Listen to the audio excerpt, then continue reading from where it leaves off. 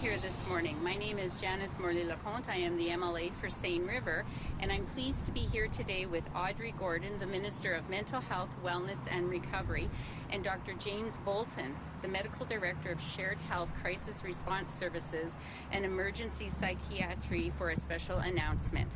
This year has been a difficult one for Manitobans and their mental health. Our government is committed to mental health and wellness as a priority for all Manitobans. For more about this, I'd like now to introduce Minister Gordan.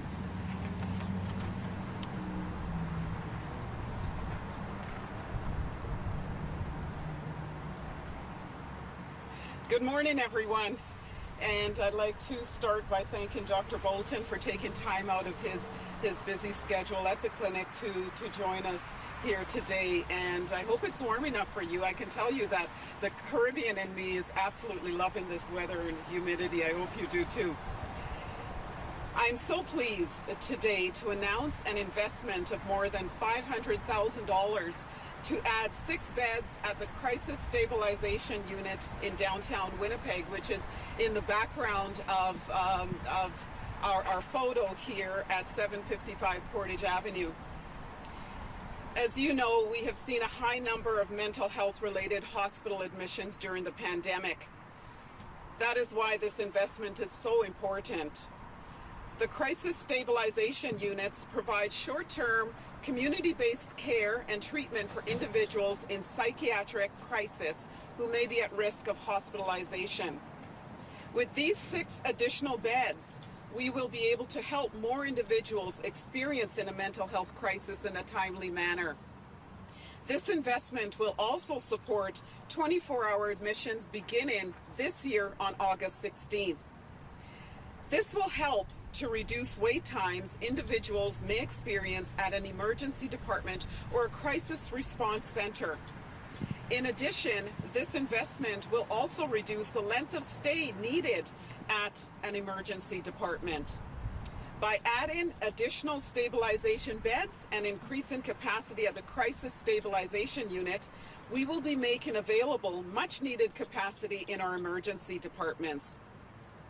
This capacity increase in emergency departments will also help acutely ill patients get the care they need, while ensuring that anyone experiencing a mental health crisis can get the proper care they need as soon as they need it.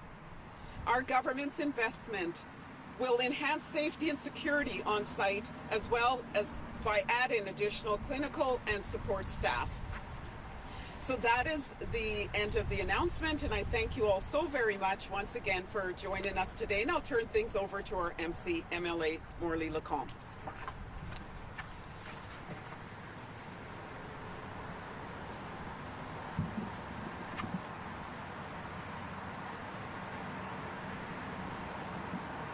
Thank you, Minister Gordan. I'd like now to invite Dr. James Bolton, Medical Director for Shared Health, Crisis Response Services and Emergency Psychiatry, to the podium to tell us more about this very important expansion.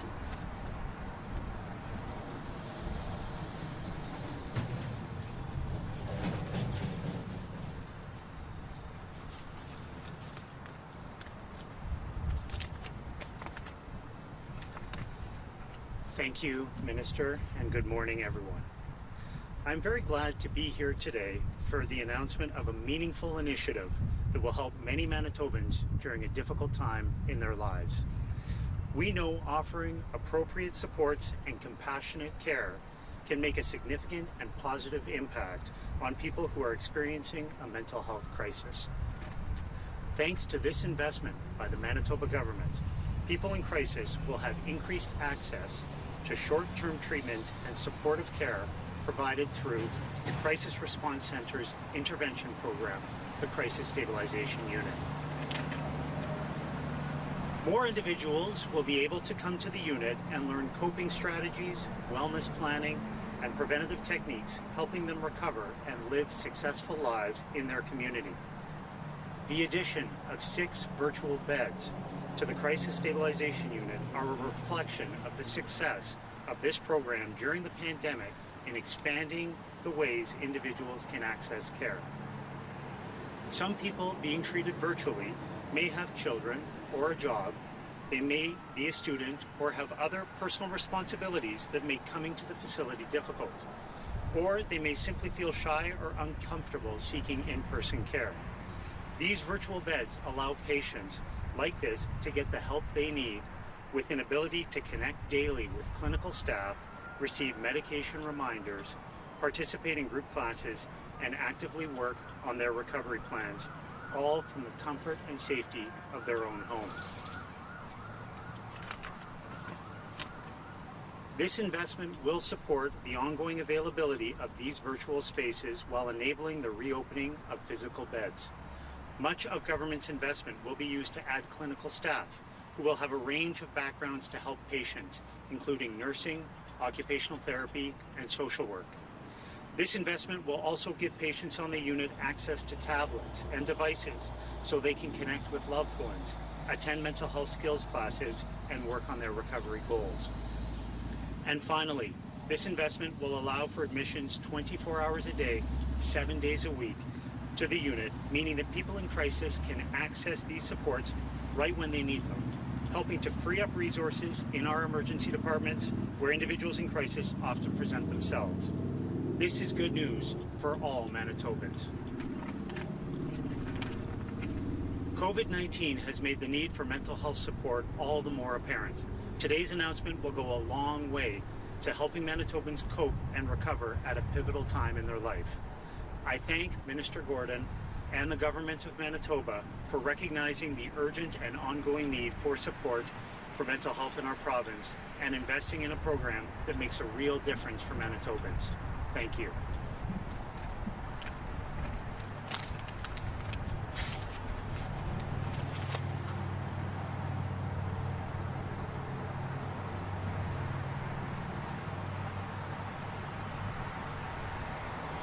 Thank you, Dr. Bolton. Now I would ask Minister Gordan and Dr. Bolton to come to the podium, and there will be a few minutes for scrum. Thank you.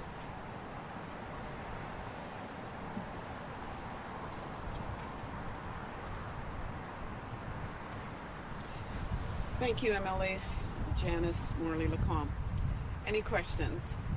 Can you confirm for us that this is new funding as opposed to previously announced dollars? This is new funding of $500,000 to add 6 additional beds. And Minister, would you assess what many people see in the downtown of Winnipeg right now as a crisis? That's a good question, because I hear from individuals all across this province, and they do talk about the need for services everywhere. So I wouldn't use that language. I think the need is great in many different areas of the province, including downtown Winnipeg.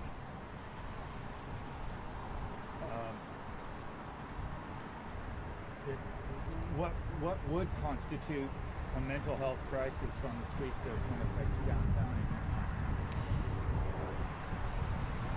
In my mind, that would be determined. I look very much to the local organizations to provide me with information on what is happening on the ground at the grassroots level, and so I would be very much in consultation with our service delivery organizations across the downtown area to ask what are the numbers in terms of individuals that are coming forward for services and program supports, and would look to them to identify for me what the needs are. To switch topics, can I ask you if you agree with the Premier's comments made in the last week or so with respect to the damage to the 2 statues on the legislative grounds? What I agree with is unity and moving forward. And there's been a lot said and a lot done in the last few weeks that have brought forward a lot of anger and a lot of hurt. And we need to be compassionate and to listen, to learn, to acknowledge the wrongs of the past, and to commit to work together for the future in a united way. And so I am very much, and my colleagues in the Manitoba legislature in caucus are committed to moving reconciliation forward. And I would ask all Manitobans to come together in a united way to help us to do that. Your caucus yesterday put out a tweet that said that the leader of the opposition, when he attempted to correct the new Minister of Indigenous Reconciliation, the tweet said that it was political showmanship and bullying. Do you agree with the substance of that tweet? It came from your caucus. The leader of the opposition reacted in a way that he felt was necessary. And I respect him for his views and for coming forward to state what he felt needed to be stated. And I feel that individuals should always be given the opportunity to speak what's in their heart. And I feel that he did that. And I stand behind Minister Lajimodiere in terms of his comments and his statement that what he said was not what he intended to convey. And he has stated very clearly that residential schools was tragic, it was wrong, it was meant to assimilate Indigenous children into white culture, and we very much need to acknowledge, as I said before, the wrongs of the past and come together in a united way. And I think Minister Lajimodiere said that when the leader of the opposition came forward. He said, I look forward to working with you in the future as the leader of the opposition. And so we're already beginning to look forward. And I invite all Manitobans to join us in doing that. I have a question for Dr. Bolton. You want to go ahead with one more question? I have a couple questions about the crisis. Yeah, I'd like to Okay. I'm just wondering how many total beds there are now with the 6 additional, and if you know how many additional people might be able to be helped in any given year with these extra beds. With the additional beds, we're projecting that we would be able to help about 45 more people per month and over 500 individuals a year.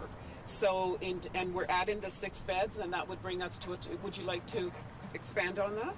Yeah.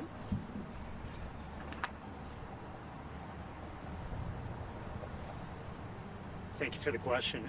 The 6 additional beds brings us to a total of 22 beds. So they are 6 new and additional beds, which is great. And as the minister was stating, this is going to help us serve a large number of additional people each year, and it will actually allow us to meet the need that we've been seeing in the emergency departments in the crisis center.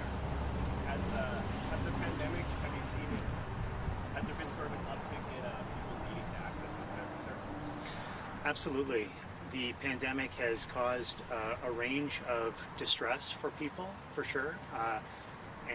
So we are seeing more people come forward with mental health related distress. And so it's very nice to be able to have this opportunity to provide service for them. Is there a crisis in the mental health system? The crisis that I'm seeing is actually, the crisis that we see when people show up and we assess them individually. So, people often present, again, with a range of different types of crises, whether it's depression or anxiety or stress related to the pandemic. And some of this is just an exacerbation of existing mental health difficulties that they have, and some of it is new and related to the pandemic. So we are certainly seeing increasing levels of distress, and again, it's very nice to receive these resources from the government to be able to address that. Questions for the minister? Hi, I'm with the Winnipeg Free Press. I'm just wondering, I read from the picture of the Bolton show that you have any insight about those people. What's your experience? An opportunity to talk about my relationship with Premier Brian Pallister, which has always been very respectful. and I have a great deal of respect and admiration for him and him for me.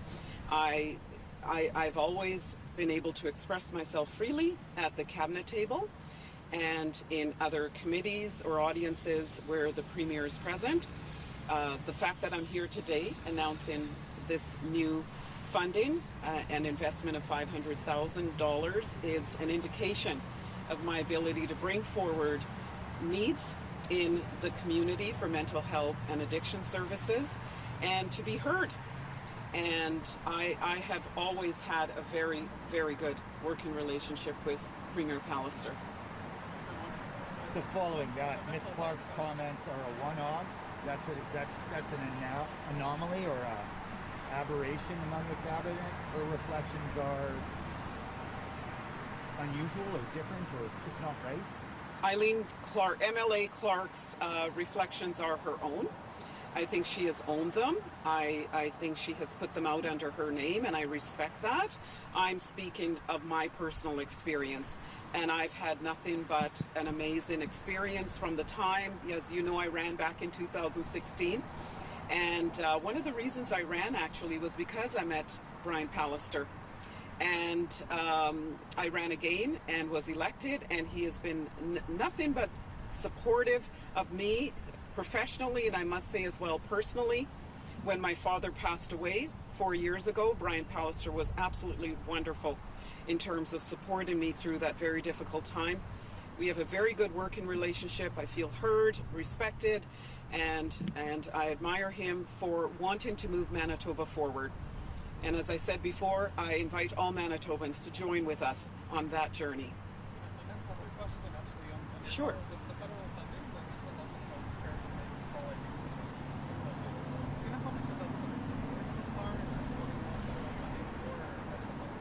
We are always in consultation with our federal counterparts about how we can work together and how we can fund mental health and addictions supports here in the province.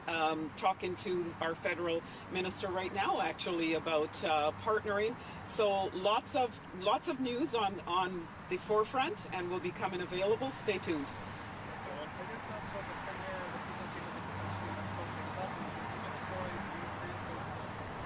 I'm sorry, say that again. I ask if you agree with the specific comment that the people who came to this country not to build things up, they didn't come here to destroy anything. Oh, okay. I can answer it again. That's not a problem. As I stated before, and I'll state again, we need to move forward in a unified way. But in doing so, we must acknowledge the past and the wrongs of the past. And we must listen to the hurts that people experienced and the anger. And we need to learn and commit to growing and understanding how we can work together in a unified way to build our province, and how we can work with our Indigenous peoples to move reconciliation forward. That is what I agree with. That is what our caucus agrees with.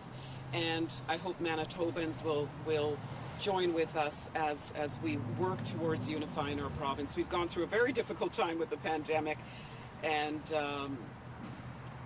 we've shown as a province that we can come together, and I'm asking all Manitobans to come together in a spirit of reconciliation to move forward. A lot of misunderstanding about the Premier's comments, waves of it, thousands of people online. Last night I looked from every political stripe in part of the province. People are dismayed and confused, yet you say that your caucus is united, and that this must be a misunderstanding or a miscommunication between the Premier and many people in the province.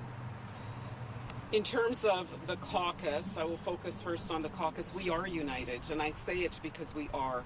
We're a very strong team of individuals that support each other personally and professionally. We support our Premier. He's our leader, and he's the Premier of this province. Do we always agree? No, we don't.